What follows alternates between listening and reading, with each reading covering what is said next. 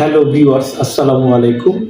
আমি ইলিয়াস আহমেদ, কর্মরত আছি কনসালটেন্ট ফিজিওথেরাপি হিসেবে Taj Medicare and PRC physiotherapy and rehabilitation centre. আজ আমি কথা বলবো ফ্রোজেন শোল্ডার বিষয় নিয়ে।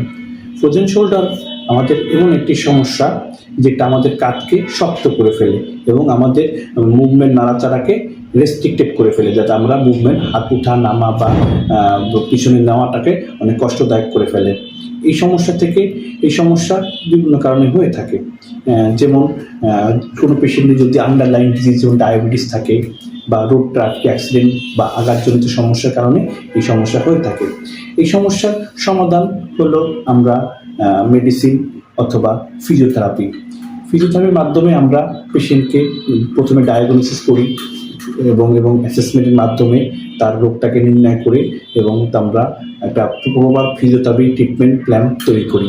এবং আমরা এখানে ফিজিওথেরাপির মাধ্যমে তাকে বিভিন্ন ম্যানুয়াল থেরাপি এবং ইলেকট্রোমোডালিটিস দিয়ে পেইন কমিয়ে আমরা তাকে স্বাভাবিক অবস্থায় ফিরিয়ে নিয়ে আসি। ধন্যবাদ।